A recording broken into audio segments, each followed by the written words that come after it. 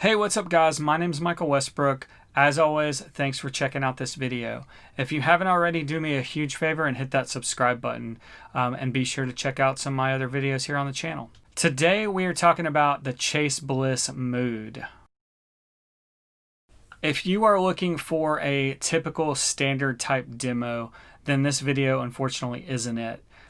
For that reason, I've included some links down in the description of some of my favorite demos of this pedal. In this video, we're going to be taking a listen to a quick demo made with some different sounds from the pedal, and then I want to talk to you guys about kind of some of the inspiration behind the track and how this pedal inspired the track. The bigger idea here is just the idea of staying inspired and how the mood kind of contributed to that. I'm considering doing a series based around this idea of staying inspired or, whatever's currently inspiring me, whether that be music or gear or a different technique or, whatever it is. There's tons of things that can inspire us to make music, but I want to kind of highlight and focus on different things in different videos. If that's something you'd like to see here on the channel, let me know in the comments. If you have any, title ideas for the series or whatever, let me know. Yeah, I'd love your feedback on it. But for now, let's take a listen to the demo. Again, thanks for watching. Let's get into it.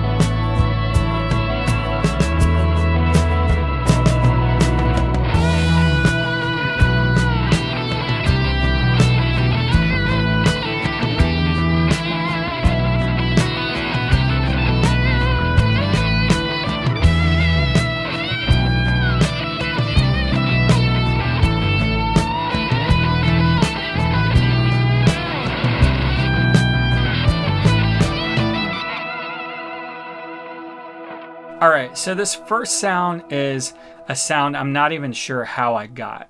When I initially plugged up the pedal and I turned it on, it was making this really cool loop. I'm not sure if that was something that was stuck in the pedal previously or if I played something before, and then when I turned it on it had already grabbed that. I'm not even sure, but I turned it on and I was getting this sound right here.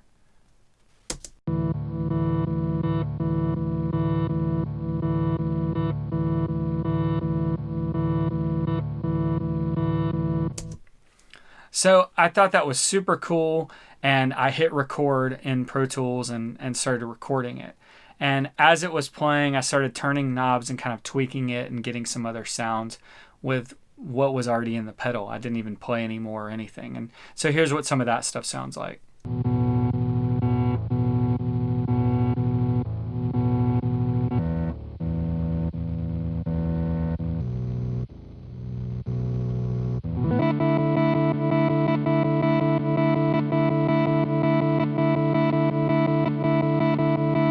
So I really like those sounds, but it's kind of hard to use, right? So what I did is, having recorded them in Pro Tools, I took and I found some sections that I liked and I cut them up. So here's so you can see it in Pro Tools and see what I'm talking about.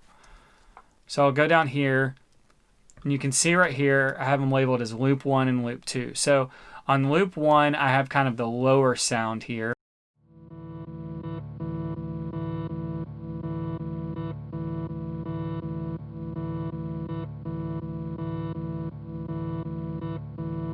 So that's just kind of one of the lower sounds. And I basically cut that up and made it into just a 1-bar loop here. Now, I will say I kind of approximated the BPM and I found the tonal center to be the key of E.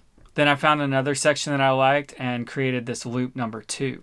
Now, this loop I created kind of at an odd number of beats. It's like 2.5 beats, or actually I think it's a beat and 1/16 note. And so that kind of sits oddly on this other loop, but I kind of liked what it sounded like.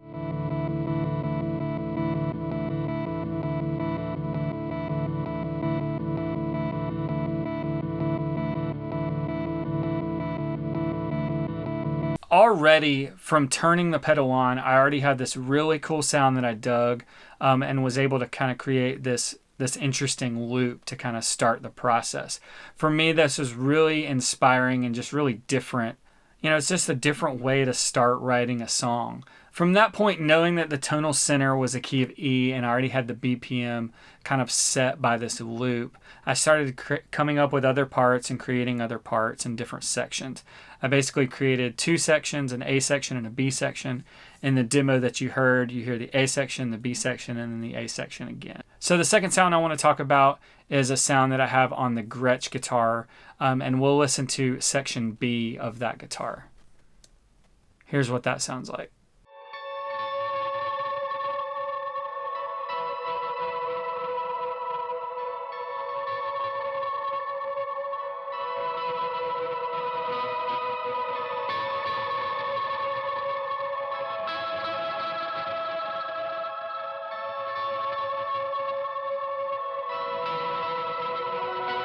As you can hear, there's nothing really unusual about what I'm playing there. It's mostly just swells. I added some long reverb and delay to kind of help lengthen those things. But the thing that the Mood does to this sound that's really cool is it just adds some edginess. It adds some unpredictability to the sound that I really liked. I've panned that hard left, and then on the hard right, I panned a Rhodes kind of with a similar sound that just adds something different to it, something a little unusual, less predictable, that I really dug in the track. I guess the big idea there is that, one, you can play similar ideas to what you've always played, but they're going to sound different, or because your sound is different, it's going to help you play different things that you've never played before. So the third sound I want to talk about is the lead part on this last A section, towards the end of the song that's played on my Les Paul. I plugged my Les Paul into an Octave fuzz, that just gives me this kind of high-end bitiness. And then I had the Mood on the slap setting. And kind of similar to the last sound, it just added a bit of uniqueness to the sound. I dialed the mix back so it's not super present, but it definitely adds this kind of unruliness to the sound. Let's take a listen.